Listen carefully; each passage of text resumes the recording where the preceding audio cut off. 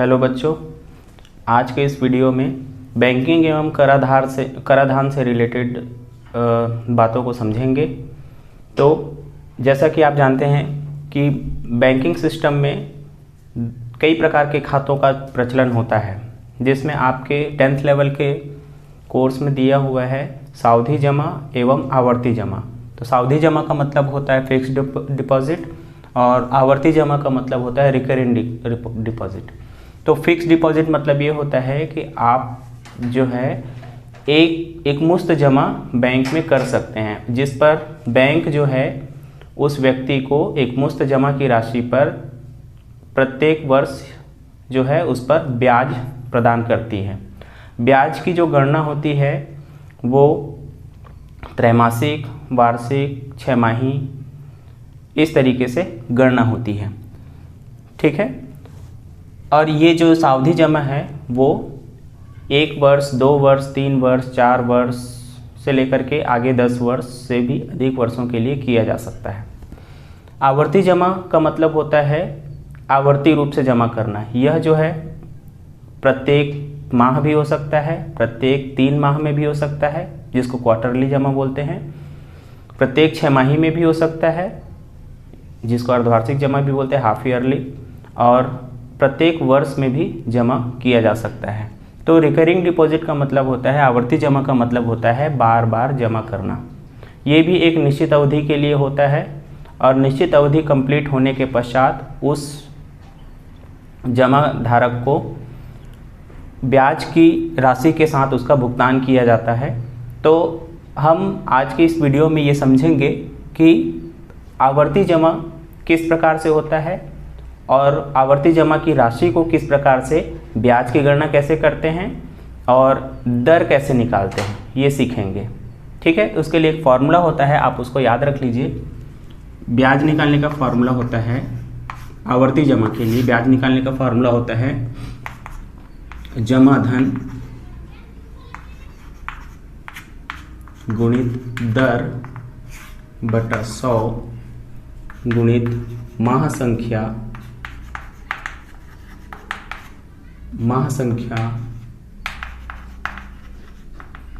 धन 1/24। ये इसकी सहायता से हम ब्याज आसानी से निकाल सकते हैं। और सावधि जमा के लिए एक फार्मूला होता है मिश्र धन A = P × 1 + R/100/n, जहाँ ये P जो है, ये P क्या चीज़ है, ये जो है मूलधन है, R क्या चीज़ है, दर है, और N क्या चीज़ है, समय है। इसमें भी जमा धन मतलब कि कितना राशि हम जमा करने वाले हैं वो है, दर का मतलब दर है, माह संख्या मतलब वर्ष में कितने माह होते हैं उसकी संख्या को हमको लिखना रहेगा। तो आइए इससे संबंधित कुछ प्रश्न लेकर के देखते हैं। पहले आवर्ती जमा को समझ लेते हैं, उससे संबंधित प्रश्न को देखते हैं। आइए तो आइए एक क्वेश्चन देखते हैं। करीम भारतीय स्टेट बैंक में 150 रुपये प्रति माह की दर से 2 वर्ष तक आवर्ती जमा खाते में निवेश करता है। यदि ब्याज की दर 5% वार्षिक हो तो उसे 2 वर्ष बाद कितनी धनराशि बैंक द्वारा भुगतान की जाएगी। यहाँ पर ध्यान से पढ़ने के बाद ये पता चलता है कि करीम जो है भारतीय स्टेट बैंक में 150 रुपये हर महीने जमा करता है। कितने दिन तक जमा करता है? 2 वर्ष तक हर महीने जमा करता है। तो कैसे हुआ, पहले महीने 150 रुपये जमा किया यानी 150 रुपये जमा किया, फिर अगले महीने फिर 150, फिर अगले महीने 150, ऐसे ऐसे करके 2 साल तक, यानी 2 साल तक मतलब 1 साल में कितना महीना होता है, 12 महीने, तो 2 साल में 24 महीने हुआ, यानी कि 150 करके 150 करके 24 महीने तक वो आवर्ती जमा खाता जमा करेगा। फिर क्या होगा, अब उस पर बैंक जो है इन 2 वर्षों में बैंक जो है 5% का ब्याज उसको देगा। 5% वार्षिक ब्याज, यानी 1 वर्ष का ब्याज कितना देगा, 5%। जितना भी 1 वर्ष में उसका जमा हुआ रहेगा उस पर 5% वार्षिक ब्याज देगा बैंक। तो उसको 2 साल में कितनी धनराशि प्राप्त होगी बैंक के द्वारा, ये हमें ज्ञात करना है। 2 वर्ष में उस करीम को कितनी धनराशि मिलेगी ये हमें ज्ञात करना है। तो उसके लिए क्या करना है, सबसे पहले जमा धन कितना है वो देख लेते हैं।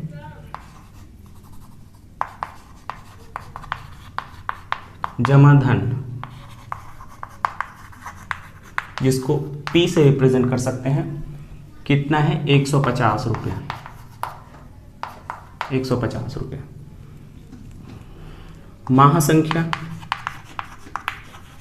महासंख्या को n से हम दर्शा सकते हैं। तो यहाँ पर तो 2 वर्ष है, इसको माह में चेंज करेंगे तो 2 वर्ष मतलब 12 दूनी 24 माह, इसको माह में चेंज कर देते हैं, वर्ष को माह में लिख लेंगे। उसके बाद दर कितना दिया हुआ है 5% वार्षिक, 5% वार्षिक दिया हुआ है, तो इसको 5% ही रखेंगे। अब हम पहले ब्याज निकाल लेते हैं। ब्याज का जो फॉर्मूला बताया था मैंने, ब्याज बराबर जमा धन गुणित दर बटे 100 गुणित महासंख्या, महासंख्या धन 1/24। तो इस प्रकार से ये फॉर्मूला हो गया। ठीक है, अब इसमें मान बारी बारी से रख देते हैं। मूलधन कितना है, जमा धन कितना है 150, दर कितना है 5 बटे 100 गुणित समय कितना है 24 इंटू 24 + 1 डिवाइडेड बाई 24। ठीक है, इसमें अब इसको थोड़ा सॉल्व कर लेते हैं। तो 1 0 से 1 0 कैंसिल हो गया, 24 से 24 कैंसिल हो गया, 5 एकम 5, 5 दूनी 10 हो गया। कितना बचा, नीचे में तो 2 बस बचा है, ऊपर में कितना बचा 15 गुणित 24 और 1 25/2। अब ये कटेगा नहीं कटेगा तो क्या करेंगे, इसको गुणा कर देते हैं। तो कितना हो जाएगा 15 पंचे 75, 75 का 5 हासिल है 7, 15 दूनी 30 और 7 37/2। अब इसको डिवाइड करेंगे तो 2 एकम 2, 1 बचा और 7 बचा 17 हुआ, 2 8 16, फिर 1 बचा और 5 बचा 15 हुआ, 2 15 हुआ ना, तो 2 7 14, फिर दशमलव लगाएंगे, वो 1 जो बचा वो 10 हो जाएगा, तो 2 पंचे 10। ठीक, समझ आया? अरे समझ में नहीं आया तो ऐसा देख लो फिर से। 2 से डिवाइड करेंगे, 2 एकम 2, 1 बचा और 7 आया, 2 8 16, ये हुआ 16, 1 बचा और 5 आया, 2 7 14, 1 बचा, दशमलव लगा के 0 आया, 2 पंचे 10 आया ना, इतना 187.5 रुपये। तो ये क्या चीज़ है, ये इसका ब्याज है। उसने जितना जमा किया 150 150 150 करते करते 24 बार जमा किया, तब उसको ब्याज 187 रुपया प्राप्त हुआ। तब उसको ब्याज कितना प्राप्त हुआ 187.5 रुपया प्राप्त हुआ। अब क्या करेंगे, उसको 2 साल बाद इस ब्याज को क्या करेंगे, मूलधन के साथ जोड़ देंगे, तब उसको मिलने वाली राशि जो है वो मिल जाएगा। तो क्या होगा, 2 वर्ष बाद मिलने वाली धनराशि। तो 2 वर्ष बाद मिलने वाली धनराशि क्या होगा, ये होगा जमा धन गुणित महासंख्या धन ब्याज। ये जो ब्याज आया हुआ है उसको जोड़ देंगे, तो ये जमा धन और महासंख्या दोनों को गुणा करना पड़ेगा। क्यों गुणा करना पड़ेगा, क्योंकि 150 रुपये जमा किया, कितनी बार किया 24 बार किया, इसलिए 150 को 24 से गुणा करेंगे तो वो हमारा क्या होगा, मूलधन बनेगा, और उस मूलधन में इतने ब्याज को जोड़ देंगे तो हमारा आंसर आ जाएगा। ठीक है, तो कितना हो जाएगा 150 गुणित 24 धन 187.5।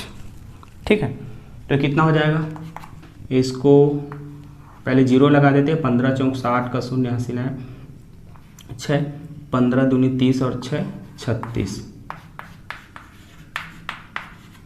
अब इसको जोड़ देते हैं, दशमलव वाले को छोड़ के बाकी को जोड़ दें, तो 7873.50 रुपीज़। तो लिखेंगे, अतः करीम को 2 वर्ष बाद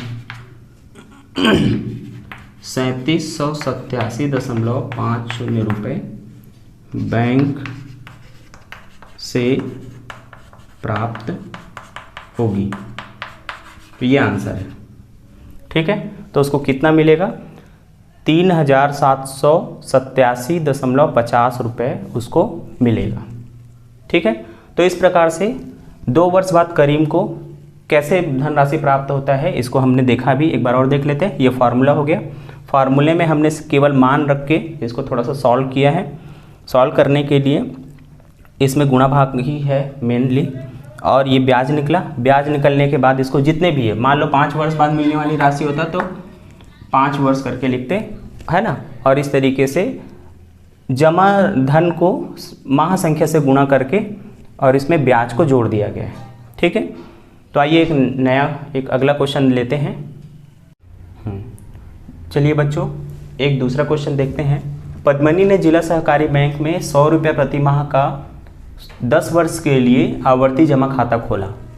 यदि इन्हें बैंक द्वारा ब्याज की राशि 3025 रुपये प्रदान की जाती है तो ब्याज की दर कितने प्रतिशत वार्षिक होगी। तो यहाँ पर बच्चों प्रश्न को ध्यान से पढ़ने से ये पता चला कि ये प्रश्न जो है वो आवर्ती जमा से संबंधित है। तो हमको प्रश्न को ध्यान से पढ़ना है और उसमें ढूंढना है कि ये आवर्ती जमा से संबंधित प्रश्न है या सावधि जमा से संबंधित प्रश्न है। तो ये आवर्ती जमा से संबंधित है। इसमें क्या है, 100 रुपये प्रति माह, हर महीने 100 रुपये जमा करती है और कितने वर्षों तक जमा करती है, 10 वर्ष तक के लिए जमा करती है। तो उसको ब्याज के रूप में बैंक के द्वारा कितनी राशि प्रदान की जाती है, 3025 रुपये। यहाँ पर बच्चों दर हमें ज्ञात नहीं है, यानी बैंक कितने प्रतिशत की वार्षिक ब्याज की दर, मतलब कितने दर से मतलब ब्याज देती है वो हमें ज्ञात करना है, वो दर ज्ञात करना है। ठीक है, तो सबसे पहले देख लीजिए कि ये हमें क्या क्या चीज़ें दी गई है। तो सबसे पहले हमको दी गई है जमा धन 100 रुपया। ठीक है, माह संख्या, इसमें माह संख्या तो वर्षों में दी गई है, तो हम इसको क्या कर देंगे, मल्टीप्लाई कर देंगे 10 × 20 से, यानी 120 माह, क्योंकि एक वर्ष में 12 माह होता है, इसलिए 10 वर्ष में 120 माह हो जाएगा। ब्याज की दर ये हम अज्ञात है, इसको ज्ञात करना है। ठीक है, ब्याज की राशि 3025 रुपये, इतनी चीज़ें हमको दी गई है। हमें फॉर्मूला मालूम है, ब्याज बराबर जमा धन गुणित दर बटे 100 इंटू माह संख्या प्लस 124। इस प्रकार से इस फॉर्मूले में रखेंगे। ब्याज कितना मालूम है हमको 3025। ठीक है, जमा धन कितना है 100 रुपया, दर नहीं मालूम, अभी हमको ज्ञात करना है इसको, अपॉन 100, n मतलब 120 और यहाँ 120 प्लस 1 डिवाइडेड बाय 24। ठीक है, अब यहाँ पर ये सारे मान हमने यहाँ पर रख दिए हैं। अब कौन कौन से राशि को इसमें सॉल्व करेंगे, सिंप्लीफाई करेंगे, तो ये 100 से 100 कैंसिल हो जाएगा। ठीक है, अब यहाँ पर देखिए ये इसको डिवाइड करेंगे, तो इसको डिवाइड करने के लिए ये भी 12 के पहाड़े में आता है, ये भी आता है, तो 12 दूनी 24, 12 धाम 110। ठीक है, 2 से और कट सकता है, 2 एकम 2, 2 पंचे 10। नीचे पूरा ख़त्म हो गया, नीचे ख़त्म हो गया, तो यहाँ क्या क्या बचा, यहाँ पर r बचा गुणित, यहाँ पर 5 बचा है और यहाँ पर 5 गुणित 121 और यहाँ पर है 3025। देख लीजिए, यहाँ पर r बचा है, यहाँ पर 5 बचा है और यहाँ पर 120 प्लस 1 क्या होता है 121 होता है।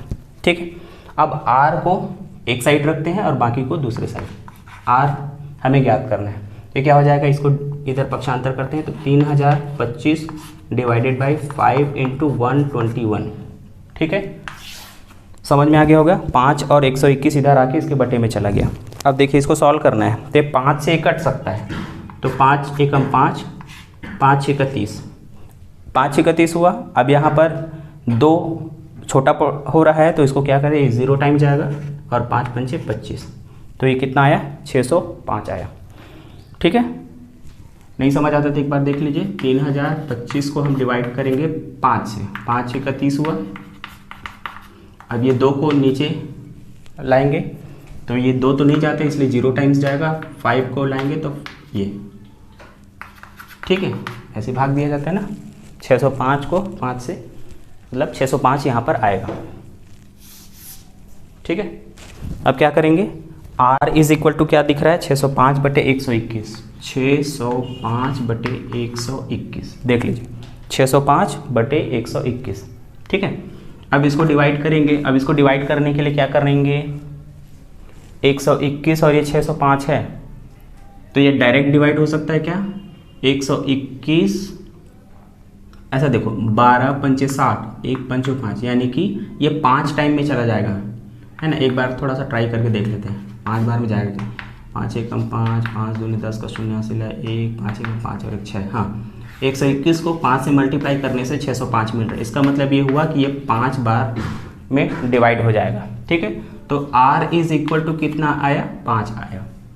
ये सिंपल तरीका है, इस तरीके से अपन देख सकते हैं, क्योंकि हमको 121 का पहाड़ा जनरली याद नहीं होता है। ये दर आ गया तो कितना प्रतिशत दर आया, 5% दर इसका आया, ठीक है। तो पद्मिनी को अतः ब्याज की दर 5% वार्षिक होगी, ठीक है। तो इस प्रकार से ये दर ज्ञात किया जाता है। बिल्कुल सिंपल है, आप आराम से इसको हल कर सकते हैं, ठीक है। सबसे पहले लिखने का फॉर्मेट देख लीजिए, इस तरीके से लिखते हैं। ये फार्मूला हो गया और इस फार्मूले में सारी वैल्यूज़ को रख देंगे और सबको वैल्यूज़ रखने के बाद सिस्टमेटिक तरीके से आराम से इसको सॉल्व कीजिए, ठीक है। हड़बड़ी नहीं करना है।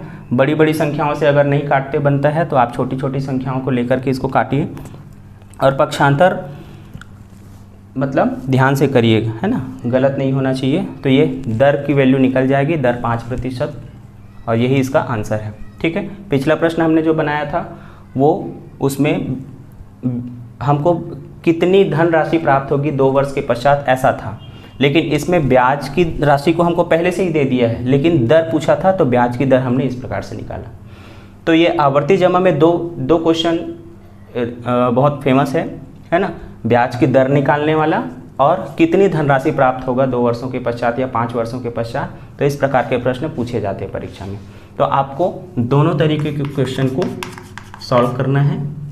अब इसके बाद हम नेक्स्ट वीडियो में जो है सावधि जमा से रिलेटेड प्रश्नों को देखेंगे, है ना। सावधि जमा से रिलेटेड प्रश्नों को देखेंगे, यानी फिक्स्ड डिपॉजिट कैसे निकालते हैं, उसका दर कैसे निकालते हैं, उसमें ब्याज की गणना किस प्रकार से करते हैं। तो हम इसको अगले वीडियो में देखेंगे। अब जब तक आप इस प्रश्नों को बार बार बना करके देखिए। इससे संबंधित और भी प्रश्न आपके बुक में दिए होंगे, उसको सॉल्व करके देखिए बनता है कि नहीं, है ना। और इस फॉर्मूले को ध्यान से लगा करके देखिए और इसको हल करके देखिए, ठीक है। आवर्ती जमा से रिलेटेड जितने भी आपके एक्सरसाइज में जो भी क्वेश्चन दिए होंगे उस सारे क्वेश्चन को आप सॉल्व करके रखिए। फिर नेक्स्ट वीडियो में हम सावधि जमा के लिए मिलते हैं। तब तक के लिए गुड बाय।